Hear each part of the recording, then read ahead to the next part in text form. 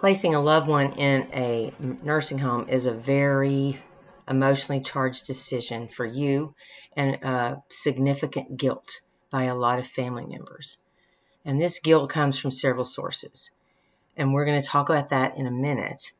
We also want to talk about the judgment that comes from other people and how that we cope with the guilt and the judgment. Okay? So, welcome to Nursing Home Insider, and I'm Cherie. I have worked in nursing homes extensively for years and years in lots of different capacities.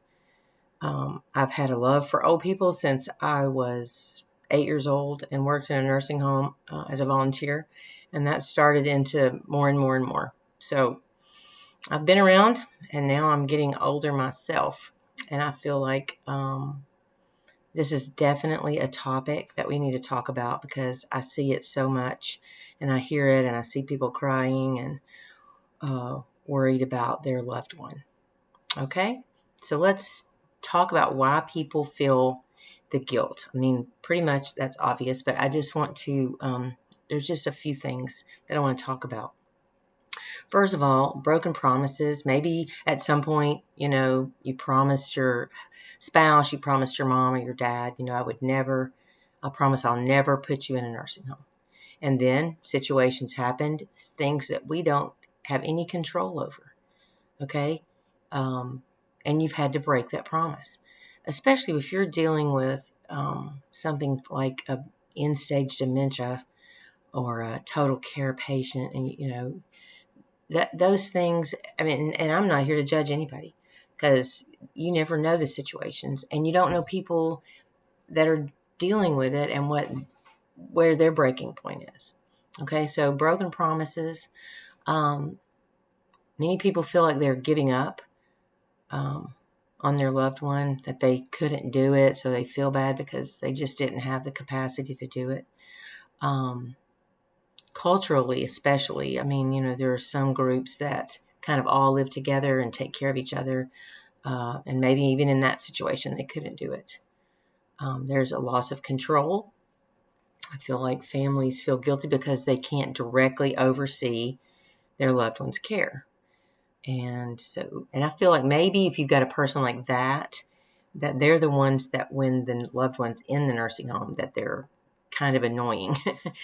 Because, I mean, when I worked there, especially as a CNA, and you would have family members that were just over the top annoying, but it's probably because of the loss of control that they don't have anymore.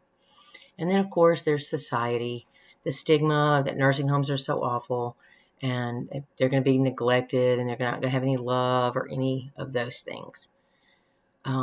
Yes, there are bad nursing homes, and yes, I've showed the truth on some videos here about how bad some can be. But not all of them are like that. And even the ones that may be not great don't have to always be bad, and especially if you're involved. Okay?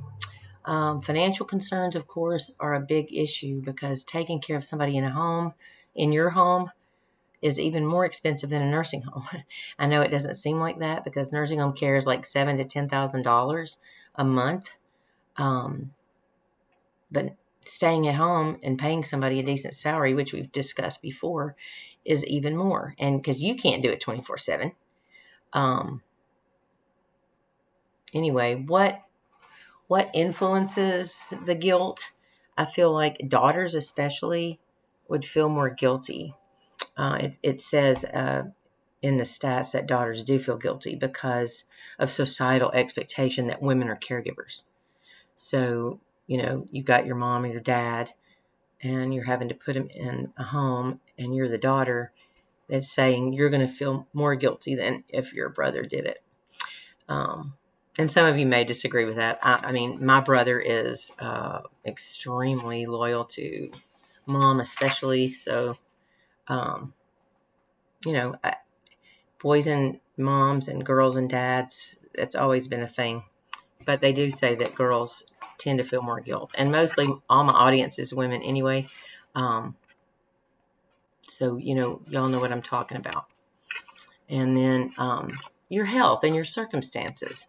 There again, because your parents are getting older, we're getting older. I mean, my parents are 80, like I've shown you before. They're healthier than I am, so I don't really think about that a lot. But yet, they get in their 80s, we're in our 60s, or they're in their 90s, we're in our 70s, all kinds of different situations. And we've got health issues. I mean, there's all kinds of circumstances. I could tell you story after story of circumstances that you can't even possibly imagine. And so people have to understand, well, they don't have to understand, but you don't need to care that they don't understand. You just have to know you're doing what's the best for your loved one. Okay.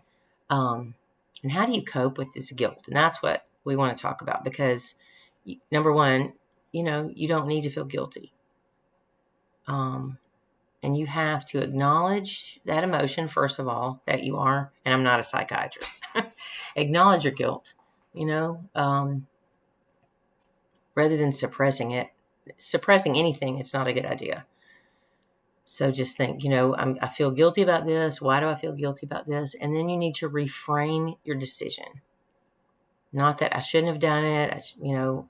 I must not care about my parents, all that. Viewing it as an act of love because you do care about them and their safety. That can help know that, especially in dementia is very hard, I feel like, in late stages, to take care of somebody at home. It can be done, and I've done it for other people, but it's very hard. Like memory care units, with locked doors and all the safety things in place, is probably a better place. And it may or may not be in your situation. Seek support from other people. Support groups. There's Alzheimer's groups. There's all kinds of groups out there. And you need to stay involved in the nursing home. Now, granted, okay, I mean, I've seen cases where the daughter or the son lives 500 miles away and their parent lived here, so they end up putting them here. And then sometimes, a year or two down the road, they're like, this is not working. I want to be more involved. And so they move their loved one closer to them. And there again, it depends on the loved one and their memory and if they even want to go anywhere.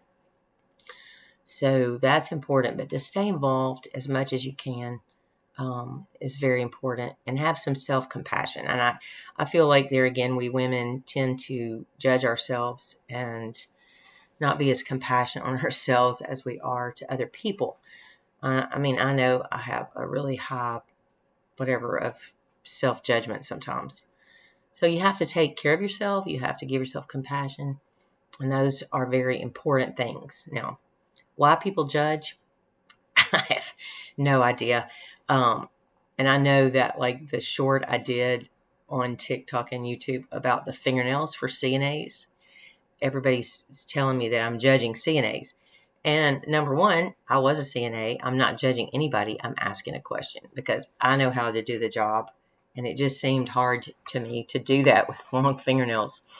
But anyway, I'm not a judge person. I don't, everybody's got their reasons for doing things. There's so many, people are so different. So we can't judge people. Culturally, so there's a lot of different cultures, and so I feel like some of the judgment, like for people that, like I said earlier, that kind of all live together and they would never do that. So they tend to be judgy. Also, people who have a lack of context, and everybody does because they're not in your shoes. And this is where I saw, like, everybody knows Bruce Willis, and you've seen what's going on with him and that they put him in a home. And they said the backlash of judgment against them has been just unbelievable. And there again, just because he is a figure, actor that we all know, one of my favorite actors, by the way,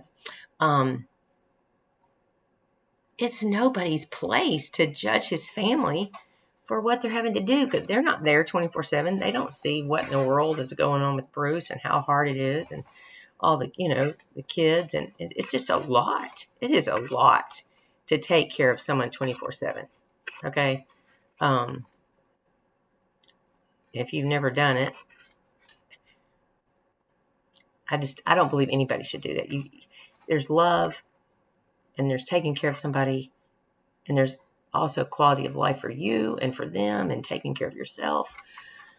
So you have to think about all those things, okay? And then, of course, there's just always your moral superiority people. And, of course, I'm a Baptist preacher's daughter, and I can tell you some stories. Just the judgment from people in general, just about anything. Everybody that thinks they're so better than everybody else. I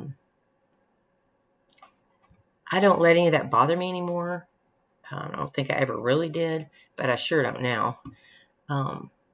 Just because, and some people are more vocal about it, or, like straight up, like I would never do that kind of thing.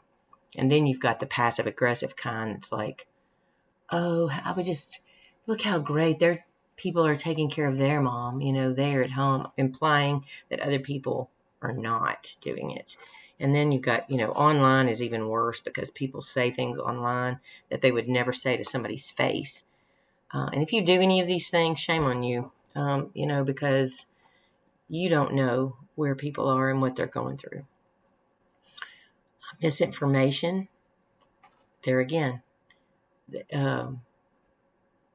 there are definite, and I know several cases where the family member was being abused at home, and the state came in and took them away and put them in a home where they're a whole lot better off than they were where they were. It's just like children in abusive situations or in neglectful situations, and they take them away. I mean, and I'm not big on, all of that, but it happens, and sometimes it needs to happen. And the same for old people. So not everybody can take care of somebody. Okay? I mean, that's just the facts. Not everybody has the capability to do that. And so I feel like when people judge you, and you tell me how you feel, but I think that it makes you feel increased guilt, which it shouldn't, because these are people who have no idea. And why do we listen to other people's voices in our heads? Okay. These are people that don't know you. They don't know your situation. Or if they do, shame on them even more. Okay. Are they helping you? That's important. But you have to set boundaries for yourself. Okay. And that's important. A lot of us do not set boundaries. Ignore unhelpful opinions, period. And the last thing is you need to find allies, whether it be a local group, an online support group, this group, because I'm here to support you in any way that I can. I promise you that, whatever your situation. And just know that your loved one deserves better. And that is whether it's at home or whether it's in a nursing home. Don't let anybody else get into your head. You're doing what's best for your loved one, and that is all that you can do. And I hope that y'all have a great day. Thanks.